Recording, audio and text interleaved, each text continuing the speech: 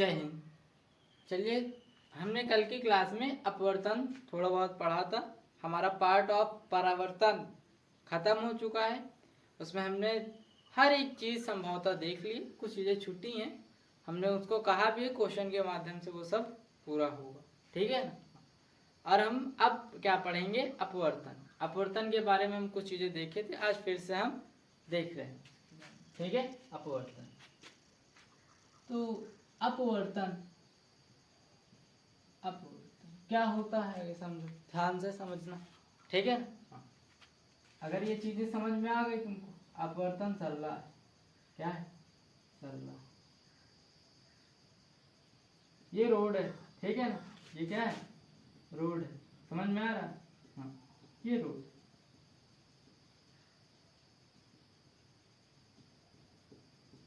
ठीक है। हाँ, अब मान लो कोई गाड़ी वाला यहाँ से चल के यहाँ आ रहा है, ये ऐसे, ठीक है। उसको यहाँ आने में कोई दिक्कत, यहाँ तक आने में कोई दिक्कत नहीं हुई, हुई क्या, नहीं हुई। यहाँ तक वो आ चुका है। अब क्या होगा, इसके आगे देख क्या रहे बाबा, जैसे मान लो मेला लगा हो, भीड़ है। अब ये बताओ, ये जो भीड़ है, इस बाइक वाले को इस भीड़ में आने में क्या होगी, बहुत परेशानी होगी, दिक्कत होगी ना। हाँ, इसलिए इसकी स्पीड यहाँ क्या हो जाएगी, स्लो हो जाएगी। यहाँ तो रहता है कि आ गया जू जू करते हुए, माने ऐसे ऐसे करते हुए नागिन बना। अरे बनाया कि नहीं नागिन, साइकिलों से तुम लोग बनाए होगे, नागिन बनाते हुए यहाँ तक बहुत स्पीड में है। अब यहाँ नागिन बन ही नहीं सकती है, किसी भी हाल में ये जा नहीं सकता। इसको रुक रुक के बहुत दूर घूम घूम के ऐसे जाना होगा। इसकी स्पीड क्या हो जाएगी, स्लो दिखेगी या स्लो मानी जाएगी, ठीक है। अगर कोई व्यक्ति इसको यहाँ खड़ा होकर देख रहा होगा ऐसे, तो ये क्या कहेगा, कहेगा इतनी दूरी मानी ले, यहाँ से लेकर यहाँ तक बहुत जल्दी तुमने तय कर ली भैया, और यहाँ से लेकर यहाँ तक की दूरी तुम बहुत देर में तय की हो, मानी यहाँ स्लो चला रहे होगे, लेकिन इसको बहुत सारा यहाँ घूमना पड़ा, इसलिए ज्यादा देर लग गई, ठीक है ना। तो ये क्या कर रहा है, एक जगह से, एक स्थिति से दूसरी स्थिति में जा रहा है। यहाँ बहुत लोग दूर दूर थे, यहाँ पास पास थे, ठीक है। तो हम इस प्रकार की चीजों को, जहाँ कुछ दूर दूर हो, जहाँ कुछ पास पास हो, इनको हम माध्यम कहते हैं। क्या कहते हैं, माध्यम। क्या कहेंगे, माध्यम। तो ये एक अलग अपना माध्यम, इतना माध्यम है, और ये एक अपना अलग माध्यम है, ठीक है, माध्यम। कौन कठिन माध्यम है, कौन सरल है। तो ये कठिन माध्यम है क्या, नहीं, यहाँ तो आराम से गाड़ी चली आई, तो इसको हम कहेंगे सरल माध्यम। क्या कहेंगे, सरल माध्यम। और सरल का ही हम दूसरा नाम क्या रखते हैं, विरल। क्या नाम रखते हैं, विरल। तो इसका नाम क्या हो गया, विरल माध्यम। क्या हो गया, विरल माध्यम, ठीक है ना। हाँ, यहाँ पे इसको जाने में कठिनाई हो रही है, तो ये क्या हो गया, कैसा माध्यम, कठिन माध्यम हो गया। कठिनाई हो रही है, कठिन माध्यम, कठिन माध्यम। अब इस कठिन माध्यम के विज्ञान अपनी भाषा में सघन कहता है, घन सुने कि नहीं, सघन, सघन माध्यम। तो हमको दो माध्यम यहाँ से मिले, एक विरल माध्यम, एक सघन माध्यम। क्या तीसरा कोई माध्यम होगा, क्या नहीं होगा, जाहिर सी बात है, या तो कोई ज्यादा ठोस होगा, माने ज्यादा पास पास होंगे या दूर दूर होंगे। ऐसा तो है नहीं कि किसी में थोड़ा दूर दूर है, किसी में और ज्यादा दूर दूर है, किसी में एकदम पास पास है। तो यहाँ दो ही माध्यम, यहाँ क्या है, दो ही माध्यम है। समझो, ऐसे समझो, ऐसे समझो, देखो ध्यान से। अगर क्लास 9 बर्बाद नहीं किए हो तो आ जाएगा समझ। हम पढ़े थे ठोस, फिर पढ़े थे द्रव, फिर पढ़े थे गैस। और ठोस में अगर पढ़े होगे ऐसा, किसके कण बहुत पास पास होते हैं, ठीक ना, ऐसे एकदम कच्चे होते हैं। इसके थोड़ा दूर दूर होते हैं, ऐसे। किसके, द्रव की बात कर रहे हैं, ठीक है, ऐसे थोड़ा दूर दूर होते हैं, ठीक है। गैस के पढ़े होगे अगर तो इसके तो बहुत दूर दूर होते हैं कण, ठीक है ना। तो तुम क्या देख रहे हो, इसी की तरह ये भी बन रहे हैं क्या, बन रहे हैं ना, यहाँ पास पास यहाँ दूर दूर। तो तुम अगर इन दोनों चीज को लोगे, द्रव और ठोस को, द्रव और ठोस को, तो ठोस में क्या कण बहुत पास पास है और द्रव में इससे दूर दूर है। अगर किसी में पास पास है और उससे किसी में दूर दूर है, तो जिसमें ज्यादा पास पास है वो कठिन माने सघन माध्यम हो जाता था, और जिसमें ज्यादा दूर दूर है वो विरल हो जाता था। तो ये क्या हो गया, कठिन माध्यम, ये क्या हो गया, कठिन माध्यम, ये विरल माध्यम, ठीक है। हाँ, अब हम इन दोनों की बात एक साथ करते हैं। इसमें इसके मुकाबले इसमें बहुत पास पास है, इसमें दूर दूर है, ठीक है ना। हाँ, तो यहाँ पर ये क्या हो गया, सघन माध्यम हो गया, क्योंकि पास पास है। इसके मुकाबले ना, इसके मुकाबले ये विरल हो गया, किसके मुकाबले, इसके मुकाबले, ठीक है ना।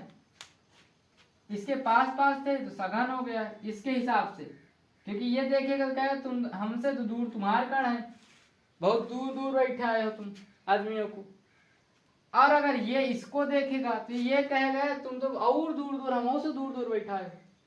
तो जिसमें ज्यादा दूर दूर, किसी के सापेक्ष, किसी के रेफरेंस में कहते हैं इसको, किसी के तुलना में अगर किसी में दूर दूर है तो वो विरल होगा, और जिसके सापेक्ष दूर दूर है वो सघन हो जाए। तो ठोस तो हमेशा सघन ही होगा, क्योंकि इससे कोई ज्यादा ठोस थोड़ी नहीं होता। ठोस से भी कोई ज्यादा ठोस होता है क्या, नहीं होता। तो ठोस हमेशा कहीं पर भी है तो ये क्या होगा, सघन होगा, ऑलवेज सघन, ठीक है। और विरल गैस, गैस से भी पतला कुछ होता है क्या, गैस से कुछ पतला होता है क्या। अगर एक ही चीज होता है जहाँ कुछ नहीं होता उसको निर्वात कहते हैं, तो वो तो कोई पदार्थ ही नहीं, समझ रहे हो ना। तो गैस सबसे ज्यादा क्या होगा, विरल होगा। बहुत इंपोर्टेंट बातें हैं, ठीक है ना, ध्यान देना। बदल कौन रहा है, द्रव। अगर ये ठोस के साथ है तो ये विरल बन जाएगा, ठोस के साथ है तो विरल बन जाएगा, और गैस के साथ देख रहा है तो सघन बन जाएगा। ऐसा समझो कि मान लो कोई लड़का है और ये घर है। मान लो जब लड़का घर के अंदर होता है, कहाँ होता है, घर के अंदर, तो वो घर के अंदर क्या होता है, शेर होता है।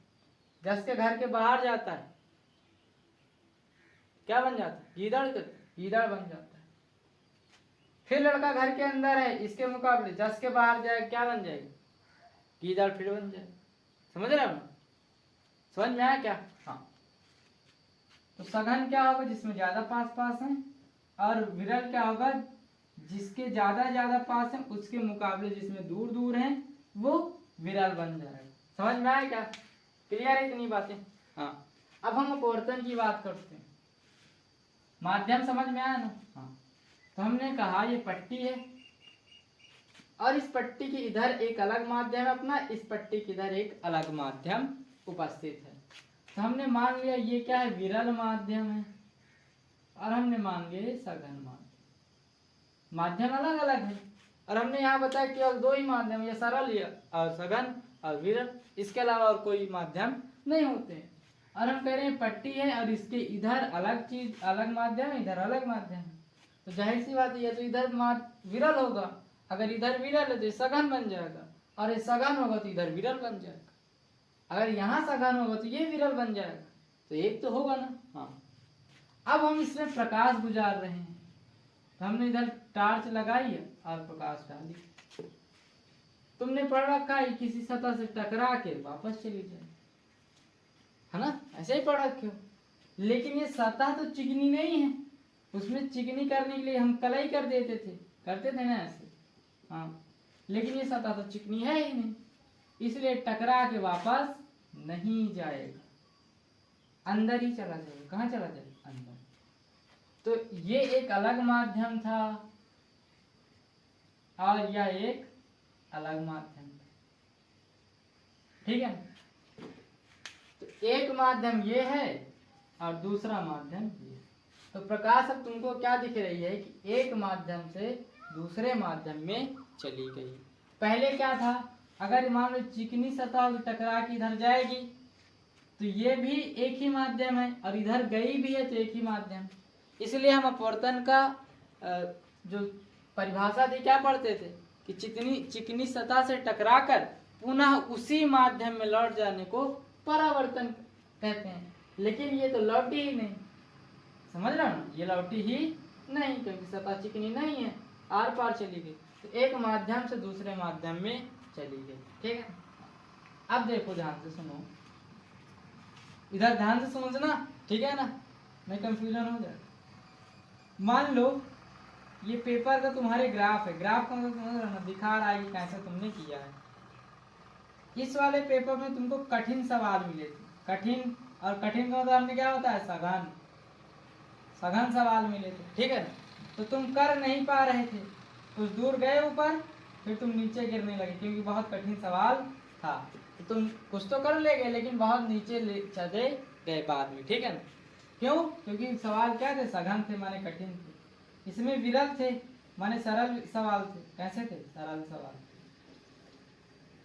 तो तुम क्या करोगे, सरल से ऊपर जाओगे और तुम्हारा ग्राफ हमेशा ऊपर हो, क्योंकि विरल तुमको सवाल मिल गए माने सरल सरल सवाल थे इसमें, तो इसलिए तुम उठते चले गए और नंबर बढ़ाते अपने चले गए। समझ रहे हो? हाँ, उसी प्रकार ये सघन था, क्या है, सघन है। अब सघन से अगर कोई चीज सरल में जा रही, माने जो कठिन पेपर लड़कवा कर रहा था ये वाला, अगर इसको सरल वाले सवालों को करवाने के लिए दे दिया जाए तो ये तो ऐसे ही ग्राफ बनाएगा ना, ऊपर जाने लगेगा। कहाँ जाने लगेगा? ऊपर। समझ रहे हो? लेकिन अगर कोई सरल सवाल कर रहा था उसको कठिन में भेज दोगे तो नीचे जाने लगेगा। ये बात समझ में आई ना? तो बताओ, जब प्रकाश सघन में थी, कहाँ, कठिन वाले माध्यम में, और ये विरल में आ रही थी, ये भी कहाँ जाएगी? ऊपर जाएगी। कैसे हो जाएगी? ऊपर जाएगी। जाना तो इसको यहाँ ही से था, लेकिन ये कहाँ से चली जाएगी? ऊपर से। समझ रहे हो? कहाँ से चली जाएगी? ऊपर से। तो रियल में प्रकाश कहाँ से जाएगा? ये समझ में आया ना? हाँ। तो तुम अब क्या देख रहे हो कि प्रकाश एक माध्यम से दूसरे माध्यम में जाती है तो अपना मार्ग छोड़ देती है। इसको जाना तो यहाँ से था, लेकिन ये जा कहाँ से रही? ये यहाँ से। तो एक माध्यम से दूसरे माध्यम में जाती है तो अपने मार्ग से भटक जाती है, और भटकने को हम कहते हैं विचलित। क्या कहते हैं? विचलित होना। तो परिभाषा क्या बन जाएगी? जब प्रकाश किरण एक माध्यम से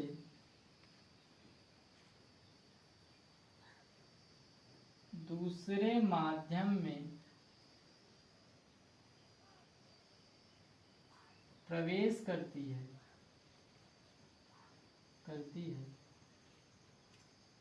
तो वह अपने मार्ग से विचलित हो जाती है, जिसे क्या कहेंगे? इतना तो लिख लोगे, जाती है, जिसे प्रकाश का अपवर्तन कहते हैं। ये तो तुम खुद लिख सकते हो, जिसे प्रकाश का अपवर्तन कहते हैं। ठीक है? हाँ। क्या कहेंगे? प्रकाश का अपवर्तन कहेंगे। देखो, अगर ये चैप्टर तुमको अच्छे से पढ़ना है तो यही अच्छी जगह तुमको मिली, ठीक है ना? हाँ, इसलिए अगर अच्छा लग रहा हो तो अगली क्लास तुम तक पहुंचते रहे, इसलिए क्या कहते हो, सब लोग जानते हो, कर लेना भाई, ठीक है ना? हाँ, तो ये समझ में आया कि जब एक प्रकाश किरण एक माध्यम से दूसरे माध्यम में जाती है तो अपने मार्ग से विचलित हो जाती है। इसी को हम कहते हैं अपवर्तन। क्या कहेंगे? अपवर्तन। समझ में आया क्या? हाँ। अब हम इसी के आगे चलते हैं। अपवर्तन अगर समझ में आया है तो कुछ अपवर्तन देख लेते हैं। तुमने अगर अपवर्तन किया है तो और मजा आने वाला है, नहीं किया है तो भी मजा आने वाला है, ठीक है? सुनो ध्यान से, मान लो ये क्या है? अच्छा, एक बात याद रखना कि अभी तक परावर्तन पढ़े थे। परावर्तन में क्या होता? दर्पण था, और तुम दर्पण के आर पार नहीं देख सकते थे, ठीक है ना। तो परावर्तन किन वस्तुओं में होता था जिनके हम आर पार नहीं देख सकते, माने अपारदर्शी वस्तु, किसमें, अपारदर्शी वस्तु। लेकिन अपवर्तन किस में होगा, जिसके आर पार हम देख सकते हैं। अगर हम आर पार देख सकते हैं तब ही अपवर्तन होगा, अन्यथा अपवर्तन नहीं होगा। तो मान लो जल भरा है, हमने क्या भरा है, जल भरा है टंकी में, और हमने क्या किया है, इस पेन को ऐसे रख दिया है, ठीक है ना, इस पेन को ऐसे रख दिया।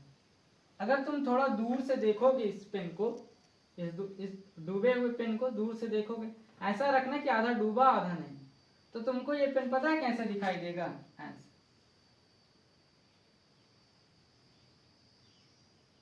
लगेगा ये टेढ़ा हो गया, क्या लगेगा, ये टेढ़ा हो गया, ऐसे तुमका टेढ़ा सा दिखाई देगा, ऐसा लगेगा ये टूटा हुआ है, कैसा है, टूटा हुआ टेढ़ा टेढ़ा सा दिखाई देगा। आज ही जाके करना, ठीक है ना, किसी 4 कोन डिब्बे में लेना पानी और उसमें पेंसिल या पेन जो भी पेंसिल रखोगे ज्यादा अच्छा दिखाई देगा, ठीक है ना, या कोई लोहे की रॉड हो उसको रख देना, रखोगे तो लगेगा यहाँ से वो क्या है, टेढ़ी है, मुड़ी है। ये इसीलिए होता है क्योंकि जिसके प्रकार माने वस्तु पानी के अंदर जाती है तो पानी क्या करता है, उसका अपवर्तन करने लगता है। तो जो हमको प्रकाश किरण आंखों में आके दिखाई देता है ना, वो अपवर्तित होता है, माने ऐसा मुड़ा हुआ होता है। इसलिए हमको इधर की वस्तु, पानी के ऊपर की वस्तु तो सीधी दिखाई देगी, लेकिन पानी के अंदर की वस्तु हमको टेढ़ी दिखाई देगी। किसके कारण, अपवर्तन के कारण, ठीक है ना, किसके कारण, अपवर्तन के कारण। अगर तुमने कभी किसी को पानी में तैरते हुए फोटो खींचे होगे, तो अगर साफ पानी है तो उसका पैर इधर दिखाई देगा, धड़ इधर दिखाई देगा। साफ पानी है तो पैर लगेगा इधर है, धड़ इधर है, क्यों, वो अपवर्तन के कारण इधर उधर हो जाता है, समझ रहे हो ना। हाँ, तो अपवर्तन के कारण ये सब हो रहा है, क्लियर है बात। हाँ, कभी इंद्रधनुष देखे हो क्या, इंद्रधनुष देखे हो क्या, हाँ, तो जो इंद्रधनुष आगे पढ़ेंगे कैसे बनता है, लेकिन अभी के लिए केवल इतना जानो कि अपवर्तन के कारण ही इंद्रधनुष बनता है, अपवर्तन के कारण ही इंद्रधनुष बनता है, समझ गए इतनी बात। चलो अब आगे हम कुछ इसी में इंपॉर्टेंट चीजें देखते हैं कि आने वाली किरण को क्या कहेंगे, परावर्तित किरण को क्या। तो मान लो ये क्या है, कोई कांच है, कोई कांच है, तो हम इस बार कांच को थोड़ा मोटा बना देते हैं, क्या बना लेते, मोटा। तो हमने कहा ये प्रकाश किरण आई, अभी बताओ जब ये कांच है और ये हवा होगी, जाहिर सी बात है कांच हवा में रखी हो, ठीक है, तो ये हवा है और ये कांच है, इसके मुकाबले ये क्या होगा, हल्का होगा, हल्का होगा ना, इसका नाम पड़ जाएगा विरल माध्यम। कौन सा माध्यम, विरल माध्यम, यही होगा ना। हाँ, और ये क्या हो जाएगा, सघन, सघन माध्यम, ठीक, सघन माध्यम।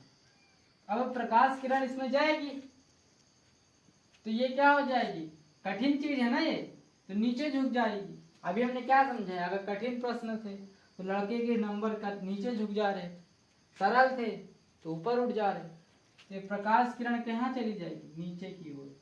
जाना तो इसको ऐसे था, ये ऐसे, लेकिन ये कहाँ चली जाएगी, नीचे की ओर झुक जाए, ठीक है ना, ऐसे। अभी के लिए ऐसे मानो, बताएंगे हम सारी चीज, ऐसे नीचे झुक जाएगी, समझ रहे हो ना। हाँ, लेकिन कुछ तो गलत हो रहा है क्या यहाँ, अभी समझ में तुमको नहीं आ रहा हो। अगर हम इस बिंदु की बात करें, इस बिंदु की बात, तो यहाँ पर क्या देख रहे हो कि ये तो सघन है और ये फिर हवा है, ये फिर क्या है, हवा है, तो मानिए ये फिर विरल हो गया। अगर इस बिंदु की बात करेंगे, यहाँ पे क्या प्रकाश किरण ऐसा लग रहा है कि कठिन से आई है और विरल में जा रही है। तो हमने क्या बताया था कि कोई चीज अगर कठिन से सरल वाले में आ रहा है, माने जो लड़कवा था पढ़ने वाला वो कठिन सवाल कर रहा था, उसका ग्राफ नीचे जा रहा था, लेकिन सरले सवाल कर रहा था ऊपर जा रहा था। जैसे फिर से सरली चीज में आएगा तो फिर ये ऊपर हो जाएगा, कैसा हो जाएगा, ऊपर। तो आया, मुड़ा, नीचे झुका, फिर ऊपर हो गया, ठीक है ना। हाँ, तो ये किरण का नाम होगा आपतित किरण। क्या नाम होगा, आपतित किरण, और ये जो अपवर्तित हो रही इसका नाम होगा अपवर्तित किरण, अपवर्तित किरण। ये समझ में आया? आपतित किरण और अपवर्तित किरण, समझ गए हो? हाँ। अब हम क्या करेंगे, कुछ चीज लिख लेंगे, इसी के हिसाब से कुछ चीज लिख लेंगे। तुम क्या देख रहे हो कि प्रकाश जब सरल चीज में थी, माने विरल माध्यम में था, कठिन में गई तो नीचे झुक गई। कहाँ झुक गई? नीचे। और ये जब कठिन से फिर विरल में आई तो ऊपर की ओर चली गई। कहाँ की ओर? ऊपर की ओर। और अच्छे समझ लो इसको, ऐसे बड़ा सा बनाएंगे ज्यादा समझ में। तो ये प्रकाश किरण आई, इसमें जाएगी तो नीचे झुक जाएगी। क्या होगी? थोड़ा सा नीचे झुकेगी, झुकेगी ना? हाँ। जाना तो इसको ऐसे था, लेकिन नीचे झुक गई है। अब झुकने के बाद क्या होगा, यहाँ से फिर निकलेगी। तो जब यहाँ से ये थोड़ा तिरछा बना लेते हैं, अच्छा दिखेगा। जब ये यहाँ से निकलेगी तो ये फिर इसको क्या मिल गया? विरल माध्यम। तो फिर ये उठ जाएगी, तो फिर ये ऐसे चली जाएगी। समझ में आ रहा है? आई, मुड़ी, फिर सीधी हो गई। ठीक? हाँ। तो तुमको क्या दिख रहा है, अगर हम यहाँ एक अभिलंब डाल दें और यहाँ पर भी एक अभिलंब डाल दें, तो यहाँ पे क्या देख रहे हो कि प्रकाश किरण, यहाँ पे देखो ये विरल चीज था, तो विरल से कहाँ गई? कांच में, माने सघन में। ठीक है ना? तो प्रकाश किरण जस के विरल से कहाँ गई? सघन में। तो ये अभिलंब की ओर, अगर देखो, अगर ये अभी मिटा दो इसको, और ये अभिलंब है, ये क्या अभिलंब है, तो इसको अगर देखोगे तो इतना दूर था, लेकिन ये यहाँ से जा रही, माने अभिलंब के पास आ गई। कहाँ गई? अभिलंब के पास।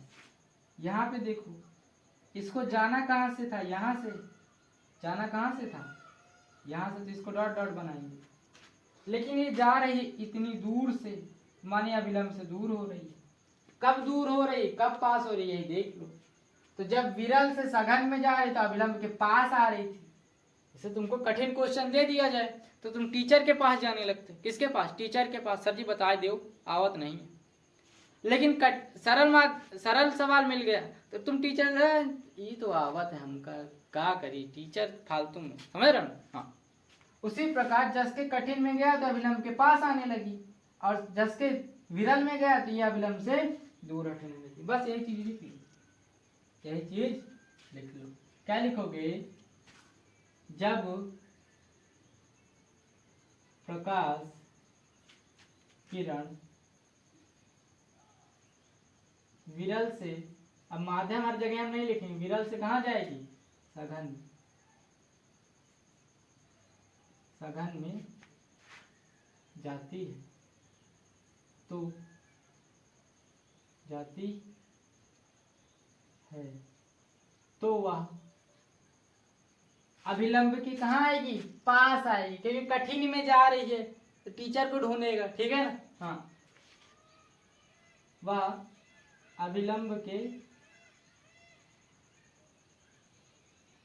पास जाती है, या अभिलंब की ओर झुक जाती, ये भी कह सकते।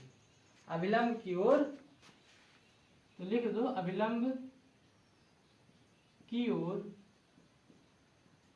झुक जाती। क्या हो जाती? झुक जाती है। ठीक है ना? पहला समझ में ना? इसी का विपरीत है दूसरा। तो केवल हम इतना लिखे दे रहे हैं और बाकी तुम लोग लिख लेना कि जब प्रकाश किरण सघन से, कहां से? सघन से किस में जाएगी? विरल में जाएगी। विरल में गई, हाँ, तो क्या हो जाएगा? अभिलंब से दूर हट जाएगी। क्या हो जाएगी? अभिलंब से दूर होती है। कहाँ जाती? दूर होती। समझ गया ना? लिख लोगे। जब प्रकाश किरण सघन से विरल में जाती है तब अभिलंब से वह दूर हटती। सेम वैसे ही लिखना। अब इतना ना आता हो तो फिर बताओ, 10 में हो तुम लोग। हाँ, ये दो बात समझ में आई। क्या होता है सघन, क्या होता है विरल, ये भी समझ में आ गया। कब अभिलंब के पास जाएगी, कब अभिलंब से दूर हटेगी। अगर कठिन में जा रही तो अभिलंब के पास आ जाएगी, सरल में जा रही तो अभिलंब से दूर हट जाएगी। ये समझ में आया ना। अपवर्तित करने वाली किरण यानी अपवर्तन के बाद निकलने वाली किरण को अपवर्तित किरण कहेंगे। समझ रहे हो ना। हाँ। अब हम कुछ चीजें और देखते हैं, इसको मिटा दें। हाँ लिख लिया है ना। अब कुछ और देखते, जैसे उसमें कुछ नियम थे ना परावर्तन में, वैसे अपवर्तन में भी कुछ नियम है, उन्हीं को पढ़ लेते हैं। तो अगला क्या पढ़ेंगे, अपवर्तन के नियम।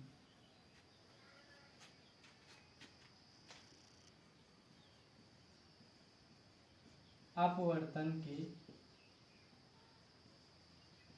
नियम सेम वैसे ही नियम है, एक बदला है बस। जैसे उसमें अपवर्तित किरण, आने वाली किरण, परावर्तित किरण और अभिलंब तीनों एक ही बिंदु पे था, सेम ऐसे इसमें भी है, बस इसमें एक का नाम बदल गया है। अपवर्तित किरण, अपवर्तित किरण और अभिलंब, तीन चीज हैं, तीनों एक ही बिंदु पे हैं। सेम लिख दो, पहला नंबर आपतित किरण, अपवर्तित किरण,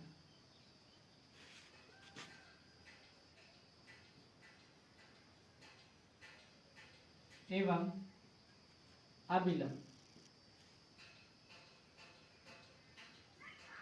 अभिलंब तीनों क्या होंगे, तीनों एक ही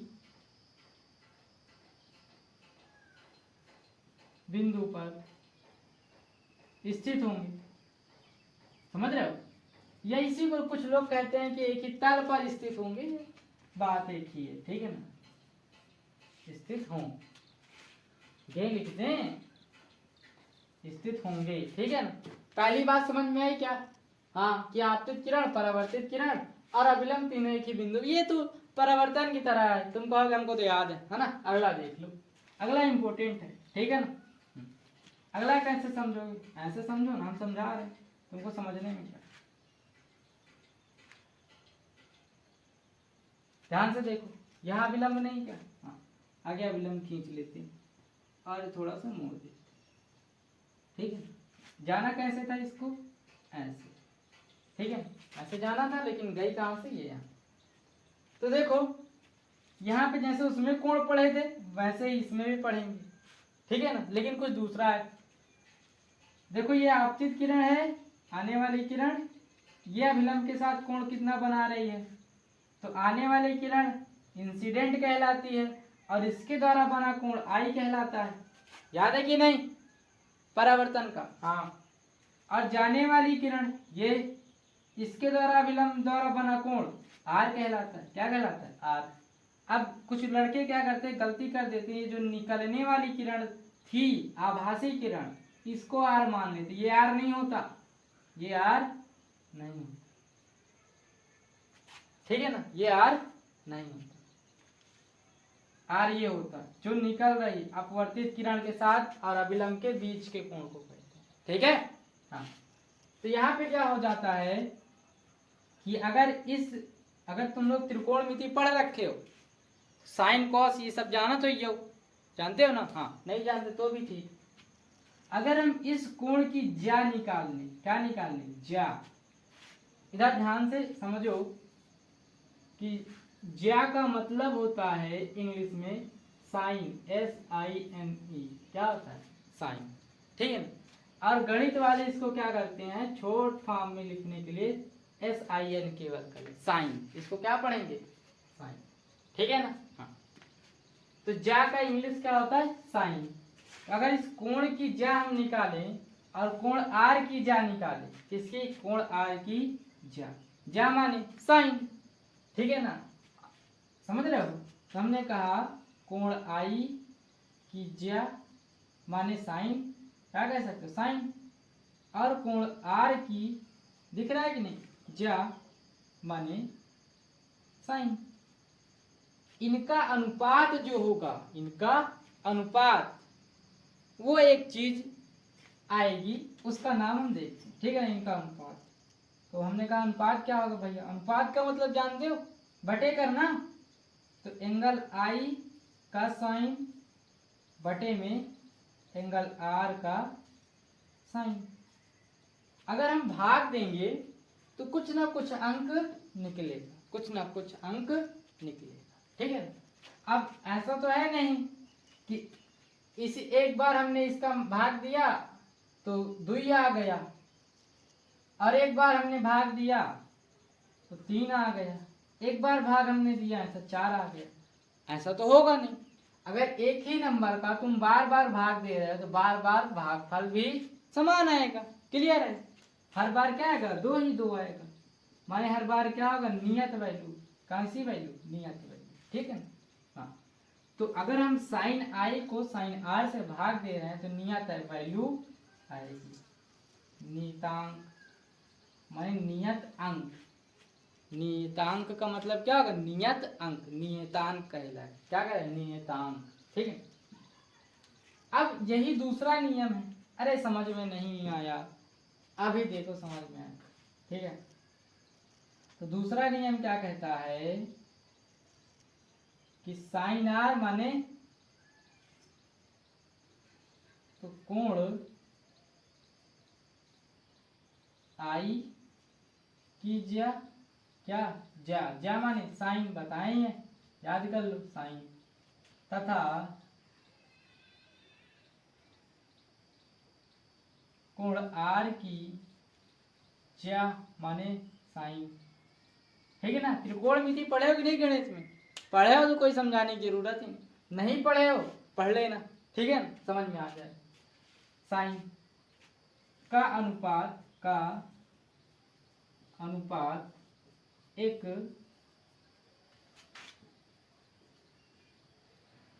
नियत मान होता है। क्या होता है? नियत मान होता है,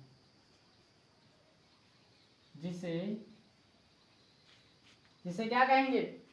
ये जो नियत मान है इसको क्या कहेंगे? इसी को अपवर्तन कहेंगे या अपवर्तनांक कहेंगे। क्या कहेंगे? इसी को अपवर्तन। ये जो नियत वैल्यू निकलेगी ना तो यही हो जाएगी वस्तु का अपवर्तनांक। क्या हो जाएगी? इस वस्तु का अपवर्तन। समझ रहे हो? जैसे देखो, कोई चीजें ज्यादा पास होंगी तो ज्यादा मोड़ेंगी प्रकाश को, कोई कम पास होंगी तो कम मोड़ेंगी प्रकाश को। तो जो ज्यादा जिसमें मुड़ रहा है तो उसका अपवर्तनांक ज्यादा होगा, माने अपवर्तन करने की क्षमता क्या होगी? ज्यादा होगी, तो हम कहेंगे अपवर्तनांक ज्यादा है, ठीक है ना। और जिसका प्रकाश जाने पे कम मुड़ेगा माने अपवर्तनांक उसका कम है, अपवर्तन करने की शक्ति कम है, वही होता है अपवर्तनांक। तो अपवर्तनांक होता है, क्या होता है? जिसे अपवर्तनांक कहते हैं, ठीक है ना। तो ये फार्मूला बन जाए। किसी चीज का अगर अपवर्तनांक निकालना है तो यही लिख दें अपवर्तनांक। अगर अपवर्तनांक तुमको निकालना है किसी भी चीज का, उसका साइन आई बटे साइन आर कर, ठीक है ना। और दूसरी बात क्या है यहाँ पर कि इसी नियम को देने वाले थे एक वैज्ञानिक जिसका नाम है स्नेल। क्या नाम है? स्नेल। तो हम इसी को कहते हैं स्नेल का नियम। इसी को क्या कहते हैं? स्नेल का नियम। यहाँ लिख दें, ये क्या है? ये जो है ना, इसको कहेंगे स्नेल का नियम। तो पेपर में कई बार पूछा जाता है कि स्नेल के नियम को बताओ, तो सीधा बताना है कि किसी भी अपवर्तन के पश्चात उसमें उसके कोण आई की ज्या और कोण आर की ज्या का अनुपात एक नियत वैल्यू होता है, एक नियत मान होता है। नियत मान 2 बार लिखो, नियत मान होता है जिसे हम अपवर्तनांक कहते हैं। इसी को स्नेल का नियम भी कहा जाता है और ये नियम लिख दिया। समझ में आएगा? ये होता तुम्हारा पूरा अपवर्तन। क्या होता है? ये पूरा अपवर्तन होता है। यहाँ पर समझ में, यहाँ से अपवर्तन की आधी से ज्यादा चीजें खत्म हो जाती हैं और आगे हम प्रकाश के अपवर्तन के बारे में लेंसों के द्वारा पढ़ेंगे, ठीक है ना। तो इतना स्क्रीनशॉट लेना तो ले लो, ठीक है। हम थोड़ी सी और चीजें पढ़ेंगे बस आज, और क्या पढ़ेंगे? थोड़ी सी चीजें, ताकि कल पढ़ने में आसानी हो, इसलिए थोड़ी सी इम्पोर्टेंट बातें कर लेते हैं ताकि तुमको ये चीज़ें पहले से पता हो। जैसे हमने उसमें कांच बनाया था, शीशा बनाया था ना, गोला लिया था, गोले के एक भाग में हमने कलाई की थी तो ये चिकनादार बन गया था, दर्पण बन गया था।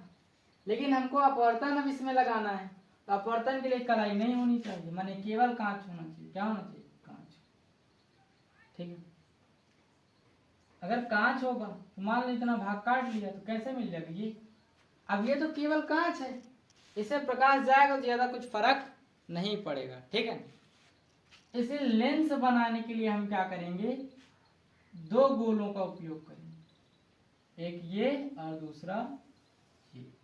ठीक है, दो गोलों का उपयोग करेंगे। इसकी त्रिज्या यहाँ से यहाँ तक है, इसकी त्रिज्या यहाँ से लेकर ये यहाँ तक। ठीक है, तो अगर इन दोनों गोलों के द्वारा बनी आकृति को निकालें तो कुछ ऐसा सा बन रहा है, कुछ कैसा बन रहा है? ये ऐसा बन रहा है। हाँ। और अगर इन दोनों को कटे हुए भाग को देख लो तो मान ले चार कोण का होगा, मान लो। ठीक है, और ये किनारे वाले भाग को निकाल लो, ये वाले भाग को, तो किनारे वाले भाग क्या हो जाएगा? ऐसा था कुछ, जो अभी इसमें लगा था ये इधर बनाओगे तो ऐसा ही बनेगा, और दूसरा कैसे बन जाएगा? ये ऐसे, इसी के बीच में ये घुसा था। अब इन दोनों को पलट के जोड़ दो तो बन क्या ऐसा जाएगा? इधर से भी अंदर और इधर से भी अंदर, और बीच से जुड़ा है। ठीक है, तो समझ में यहाँ तुमको क्या करना है, समझ में क्या लेना है कि ये दोनों क्या है? लेंस हैं। क्या है? लेंस है। ठीक है, तो ये दो गोलों से लेंस बना है। ठीक है ना, और इसके बारे में लेंस कैसे बना है और एकदम डिटेल में कल इसके बारे में जानेंगे। ठीक है।